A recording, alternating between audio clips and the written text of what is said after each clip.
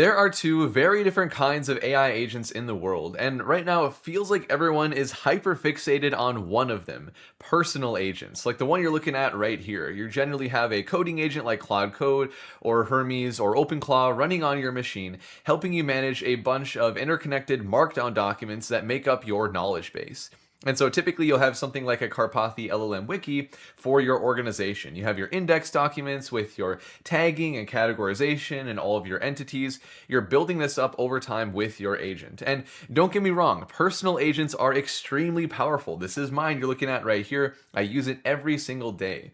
But also there is a line that has to be drawn where personal agents, they don't scale. And really it's when you want to ship an agent to other people, you no longer can use the LLM wiki locally running agent setup. It has to look totally different. And that's what I want to focus on in this video. Because I myself have been doing a lot of content on personal agents, and I feel like I haven't covered the other side of the coin enough recently. And so we'll talk about what this really looks like, why we have to fundamentally change our approach to building agents when we're shipping for other people. So let's first start by talking about why everyone is building personal agents or second brains in the way that they are. Then we'll get into how the architecture has to ship for production agents and how we can accomplish that. And so everything for a personal agent is Markdown driven. It really doesn't matter what you build for yourself or what you use off the shelf like Hermes, it is always Markdown. And the reason for that is for a personal agent, it's just the simplest and most flexible. It is so easy to build up your knowledge base over time as you're having conversations with your second brain and pulling in other information. The power here is keeping everything on your own system so it can be as accessible and fast as possible. And at this point, we don't really care about governance or access control or a lot of the traceability and auditability that you need in production systems. And so just keeping it as simple as possible. But as soon as other people are using your agent, so many users at once, you have live data, you need to care about things like access control and retrieval at scale, that is when this just doesn't cut it anymore. I mean, first of all, there's a reason we have databases in the first place. If you're managing everything with just Markdown documents, your organization and search, even just creating all the files and managing all that is never going to scale. And also, second brains are actually quite expensive. Generally, you're using a coding agent SDK like Claude or Codex, and you're using it with your subscription. And so when you go to production, you can't use that subscription anymore because it's only for personal use. And all of the system prompts and tooling and everything that you're dumping into your second brain and having it read through entire Markdown documents, like it doesn't really matter how much you optimize it, it's really never going to cut it for how much you have to scale the retrieval and the costs optimizations in production. And so that's where we get to our architecture here. What does it look like to ship an agent for others? We still want to have all the same benefits of a second brain where we can have user memories and we're able to organize information for the agent to retrieve well, but everything has to look different. And I also want to go into this by saying that this setup right here is way more common than personal agents. I think the reason people are so hyper fixated on these right now, it's for good reason. It's that it's just so applicable to everybody. No matter what you do in your life, you can use a second brain to help you manage your job or your personal life. But the thing is, almost anything that's really providing real business value is an agent that is shipped as a part of a platform to a production environment with other people logging in and talking to the agent. And that is the architecture that we're talking about right here. So here we're using a database to scale. Markdown doesn't cut it anymore. We can't just have a Hermes or Claude Code wiki for production agents. And there are two things that our database needs to store and handle for us and give our agent access to. We have the context retriever and agent memory. These are the two things that I'm going to focus on for the rest of the video here. And I'm going to be using Redis as a platform to drive all of this in this video, but really these ideas apply to any system you're going to create for a production agent. Because essentially what we have here is a wrapper over our database. It's the context layer for our agent. So we have the context retriever. This is giving our agent access to our business data and telling it the format, helping it understand what it can query. And then the agent memory is the short-term and long-term memory for our customers. We want to build up intelligence of our users for the agent over time. So for the demonstration that I have for you today, I'm going to be using Redis. This is the best platform that I could use for a demonstration of both the business context and the user memory all in one place, because they recently put out Redis Iris. This is in preview right now, but it is extremely powerful. It really is the entire wrapper over Redis as the database to give your agents better access. So we have the context retriever. This is how we allow our agent to understand and search through our data through an MCP server. Very, very neat. And then we have agent memory. This is for the short-term and long-term memory of our users and actually storing their memories in Redis as well. So we'll talk about all this. I'll cover how it all works. But first, I want to just give you the high-level overview here. And I will say that I am working with Redis on this video. They reached out to me, and I've been looking for a database platform to use as an example for this exact video for a while now. And I've been seriously impressed by what they've released here with context retriever and agent memory. That's what we're going to be focusing on here. And again, you can take these ideas and apply them to any production system. This is just what gives the best explanation right now. So going back to our database, this is our key value store that houses a bunch of mock data for an e-commerce store. I picked this as the example because every single e-commerce store should have an agent to help you with analytics and a customer-facing one for support. And so we have all of our information for our customers. This is just key value pairs, nice and flexible and unstructured in Redis. And this is obviously fake for each one of our users here. And then we have orders, and then we have products and shipments. So this is all the data that we want our agent to be able to search through to help users understand where their orders are, to perform analytics for the internal team, that kind of thing. And so to build an agent on top of this, I've created a Pydantic AI agent. I'll have a link to this GitHub repo in the description as well. I still love using Pydantic AI for all of my production agents because coding agent SDKs like the Claude Agent SDK or Codex SDK, I know they're very popular now, but they're slow because they're made for longer agentic coding tasks and they're also more token heavy. So for anything that you're shipping to production, Pydantic AI is still my recommendation. So this is a Pydantic AI agent that has access to the context retriever MCP that we'll cover more in a bit, and then also the tools to access the agent memory, all happening in the same Redis database, using Redis Iris to access the database with both of these capabilities. And so I already have this agent up and running. I'm not going to get into the code for it today because that's not the point of this video, but I'll show you how the context retriever and agent memory can work in tandem. This is the big payoff, and then we'll get more into how each of the individual components work.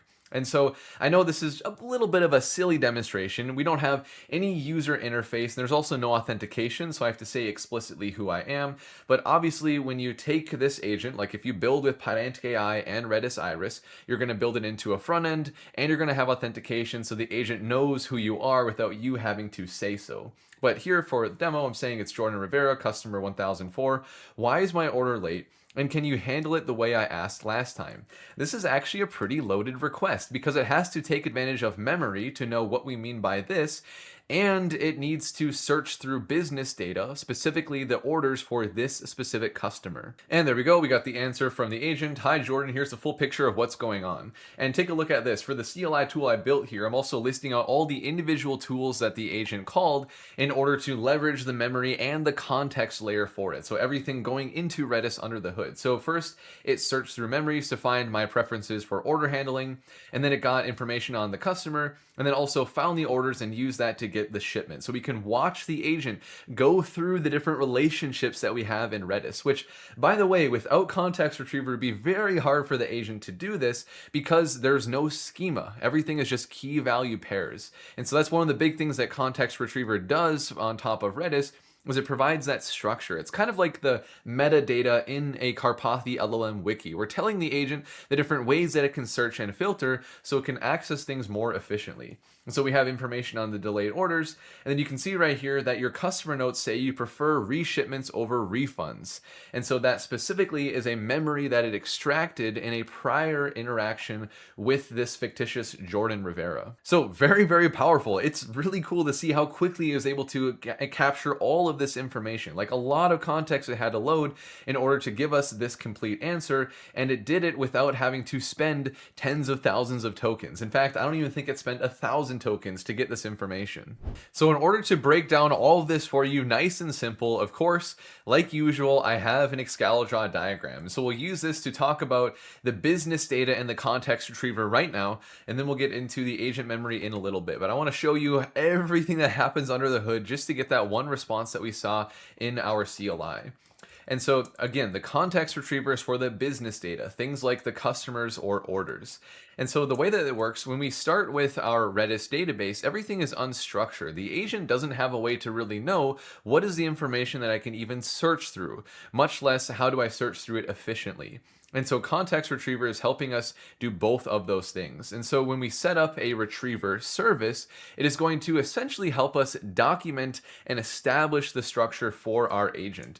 And it even takes it as far as creating an MCP server. I'll show you this in the Redis dashboard in a little bit, but it auto-generates the tools. So it builds the intelligence of our data and then formulates that into these are the tools to filter through things and to search by text, all the operations that our agent needs to search through our database at scale. It does not matter how many records we have in our Redis database, it's going to be able to sift through everything because the tools allow it to search by user, filter by the status of an order, whatever it might need to do.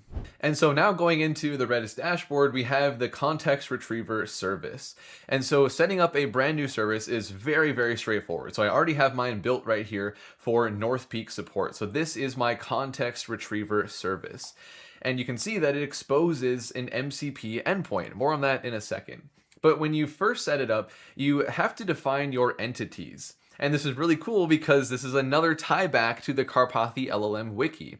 We provide structure to the agent by telling it the different core entities that it's going to be operating on when it is sifting through our data. And this maps pretty much one-to-one to the different tables that we have in our underlying Redis database. And so going back here to the retriever, we have the customer entity, we have the product entity, but you can see we're starting to specify a schema here. We're building the structure as the context layer on top of the database, like the different types that we have, how things are related, so it can go through that kind of like you would do in a knowledge graph in a personal agent. There are a lot of ties that we can make here. And so now that we have the entities defined, this is the intelligence part that I was talking about. After you work through the setup process to create those entities, it is automatically going to generate all of the MCP tools based on the different ways you're going to have to access the data, like filtering a customer by city, filtering by email, basically just a tool for each one of the attributes. And then for other types like the text type, we also have a full search capability. So being able to find keywords within the customer or the product description, that kind of thing. And this is my favorite part of the entire platform, just having these tools auto-generated. And I'll show you if we go back into our CLI here, I will do /tools and we can see that these are all the tools that are automatically loaded into the MCP server attached to my Pydantic AI agent. And by the way, getting the MCP server attached, very, very straightforward. It's just like any other MCP server. You can, of course, if you want to read the documentation right here, I'll have that linked in the description as well. I literally just gave the documentation to my Claude Code and told it to connect and authenticate the context retriever MCP, and it just one-shot the whole thing. So very easy to get this incorporated, giving it immediate intelligent access to all of the underlying data. And so, for example, going back to the CLI here, I can ask it, show me every delayed order with its product and total. So more of a back-end analytics question. You wouldn't want every user to search over other users, but you can imagine this being an agent for people on your team for the e-commerce platform. And so there we go. Here are the 5 delayed orders across the system. And the powerful thing here is instead of having to read an index document and then search through other Markdown documents or figure out the schema of the database and then query that, it just had to make a single tool call, one MCP tool, to filter the order by status, and that gave it all the information that it needed, and we got our final answer. And then another example here, do we have any support tickets mentioning a refund? So one where we're gonna have to do a text search because we're gonna have to see, does the ticket include the word refund? And there we go, search ticket by text, a single MCP call again, query with refund. Here are the 5 support tickets mentioning a refund. Super fast, super efficient. And so in the end, what it comes down to is no matter what your agent needs access to in the database, there's an MCP tool for that. And if you find that for some reason there isn't a tool available to the agent that you find it needing, then you just work with the entities and the types to make it so that tool is surfaced to the agent. And so with that, that's really everything for the context retriever. That's the middleman to give the agent business data access. Now, let's talk about the agent memory, which again is both the short-term and long-term memory for all interactions with our agent. So I'll show you in just a second what this looks like in the database, but my favorite part about this entire system is the fact that we're storing the short-term memory for every single conversation. But then Redis Iris, with their agent memory, automatically is running a background process that is extracting the key information from the short-term memory to promote it to long-term memory. This is also a very common technique in personal agents and second brains. You're working with your second brain to do things over time, like creating plans and doing research, and you're extracting key findings and things you tell it to remember into that promoted memory, like that memory.md file that's always given to the agent. So there's a very similar idea here where we're just trying to extract the gold nuggets out of conversations so that we can store it in Redis and then have the agent recall that later.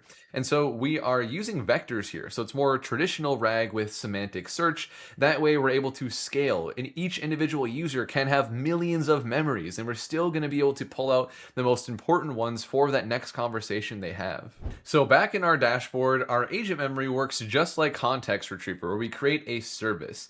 This time though, it's not an MCP server, it's just an API endpoint. So we have the endpoint, we have the API key, and I just use Claude Code to build the tools into my Pydantic AI agent to access and build up the memories here. And so everything is managed in our database just like our business data. So we have the memory folder here, all the key value pairs for memory. So we have the session memory, this is our short-term memory, and then the background process is automatically promoting the important things to right here. These are our long-term memories. So we have the vector, this is what our agent uses to search. It's not supposed to be human readable for us. But then we also have the text. And so look at this. User prefers reshipments over refunds for delayed orders. This is the demo I showed you earlier where I had that conversation. I said that this is how I want you to handle any of the delayed orders. And now it's going to remember that going forward. So any conversation in the future where I say, help me handle my order like last time or something like that, it's going to find this memory and use that so that the agent operates better on my behalf. And so going back into the CLI, I'll just do a new session here. So / new session. And then, hi, I'm Jordan, and whenever an order of mine is delayed, I always reship it expedite instead of refunding me. So usually a user is not going to be this explicit in asking it to remember a fact, but this is just for the sake of demo. The agent, Redis Iris, is still going to be able to extract key memories, even if you're not being that explicit. And so going into a brand new conversation here to prove that there's no short-term memory guiding this, we're going to ask it about our preferences, and it's going to quickly pull the memories and tell us everything we need to know. Like right here, summary of everything I know from our prior conversations. We have the identity, which of course could come from authentication as well, and it should in production. Past orders, support tickets, and preferences. You strongly prefer reshipments over refunds. That's the golden nugget right there. And the best part about all this with Redis Iris is if you don't use that as a platform, like of course the ideas still apply to whatever you might build in your own infrastructure, but you have to maintain the process that extract these memories. You have to build the tooling for the search. We can also delete memories here as well. The entire layer of memory management is just handled for you, but you have full control and visibility at the same time because everything is just in your Redis database. And so there you go. That's everything you need to know on what it takes to build the architecture for production agents. And Redis Iris is a phenomenal platform. I'll link to them in the description. They just give the best idea of how you build that layer on top of your database to give your agent access and structure while still keeping your underlying data flexible. And remember, you don't need this for personal agents. LLM Wiki, using Hermes or Claude Code or whatever with Obsidian, like that's actually ideal to keep things simple and flexible. But as soon as you go into production, this is what you need. As soon as you have other people using your agent. And I'm going to keep making content on both of these lanes here. They're both super important. And so if you appreciated this video, you're looking forward to more things on AI coding and building and shipping agents, I'd really appreciate a like and a subscribe. And with that, I will see you in the next video.